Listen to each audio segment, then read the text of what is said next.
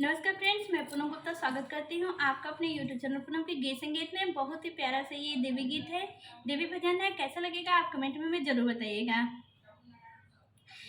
आई गे डोलिया कहार माई